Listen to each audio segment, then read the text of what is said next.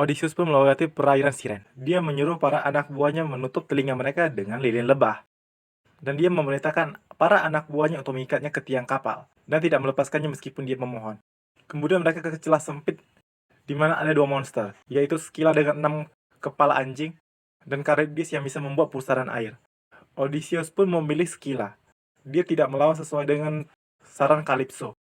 Kemudian mereka pun sampai di pulau di mana ada ternak Helios. Odysseus memerintahkan untuk tidak mengganggu apalagi memakan ternak tersebut. Akan tetapi, selama 1 bulan, cuaca tidak mendukung mereka untuk berlayar. Dan mereka pun kehabisan perbekalan. Jadi pada saat Odysseus tertidur, para anak buahnya melanggar perintah. Odysseus pun merasa kecewa dengan tindakan anak buahnya ini. Setelah cuaca mendukung untuk pelayaran, mereka pun berlayar. Helios yang marah akan tindakan mereka mengadu pada Zeus, dan Zeus pun menghukum para anak buah Odysseus. Zeus pun mengirimkan badai dan petir menghantam kapal Odysseus. Para awak Odysseus terseret di Charybdis, dan Odysseus yang memegang tiang kapal berhasil selamat. Dia terombang-ambing cukup lama, sampai pada akhirnya terdapat di sebuah pulau yang bernama Agigia. Dia diselamatkan oleh seorang nimfa yang bernama Calypso menyelamatkan nyawanya, dan kemudian terpikat. Calypso menahan Odysseus di pulaunya selama 7 tahun.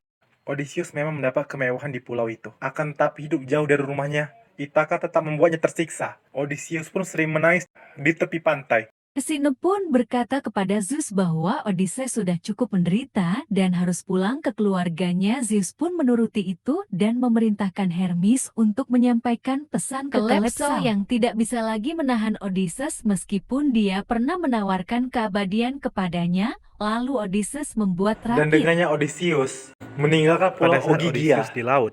Poseidon yang masih marah atas perbuatannya menghantamnya dengan badai. Odysseus pun diselamatkan oleh seorang dewi laut, dan dia pun sampai ke wilayah Penisian. Dia sampai di sana sangat berbeda pada saat dia di Troya. Dia datang tanpa membawa harta pasukan bahkan pakaian yang Di layak. sana dia menyembunyikan identitasnya, meskipun begitu pihak kerajaan tetap menerimanya sebagai tamu. Akan tetapi pada saat seorang penyair membacakan tentang Troya, Odysseus pun meneteskan air mata dan raja pun menyadari bahwa dia mendengar kisahnya sendiri. Setelah itu Odysseus menceritakan perjalanannya dan pihak raja terkesan. Jadi Odysseus diberi kapal dan harta untuk ke Ithaka. Odysseus pun membuat rakit untuk pergi. Odysseus pun melakukan perjalanan ke Ithaka, dan dia tidak mau tidur. Odysseus pun masih tertidur pada saat sampai di Ithaka, akan tetapi Athena membuatnya tertidur. Karena tidak tega membangunkannya, para awak menaruhnya di tepi pantai. Athena menyamarkannya sebagai pengemis tua. Setelah tahun-tahun yang panjang, akhirnya Odysseus kembali ke rumah yang ia rindukan.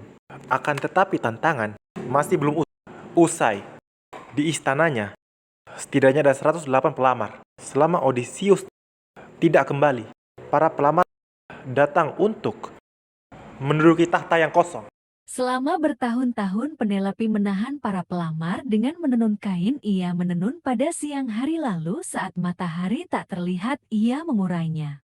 Selama di istana, para pelamar melakukan banyak tindakan tidak sopan. Mereka menghabiskan harta kerajaan seperti meminum anggur dan memakan ternak Odysseus, menyentuh pelayan wanita, bahkan berniat mencelakai Telemachus.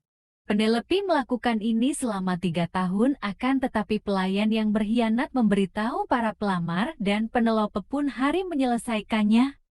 Penelope membuat sayembara bahwa yang bisa menikahinya adalah yang bisa menembak melewati 12 kapak dengan busur Odysseus. Odysseus pergi ke tempat pelayannya yang masih setia di sana. Ia bertemu putranya Telemachus. Mereka pun menyusun rencana. Odysseus datang ke istana sebagai seorang pengemis. Odysseus tetap menyamar sebagai pengemis untuk mengetahui bagaimana orang-orang di sana. Saat di istana, dia bertemu anjingnya untuk terakhir kali. Di istana, saat mengamati para pelamar, dia mendapat perlakuan buruk, bahkan seorang pelamar bernama Antinous melemparnya memakai kursi. Di sana, ia bertemu Penelope yang merasa kasihan. Di sana, ia bertemu perawatnya. Dia mengenali Odysseus dengan melihat kakinya saat dibasuh. Odysseus juga berbicara dengan Penelope bahwa dirinya masih hidup. Para pelamar mencoba tantangan satu persatu. Akan tetapi, jangankan memanah melewati 12 kapak, mereka bahkan tak bisa mengaitkan talinya. Odysseus pun mengajukan diri untuk memanah, dia melakukannya meskipun diremehkan, meskipun begitu dia mengaitkan tali busur kemudian menembak melewati 12 kapak, penyamarannya pun dibuka.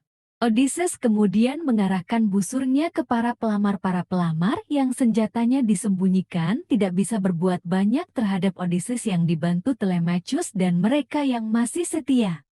Penelope pun masih sulit percaya dengan apa Apa yang ada di hadapannya?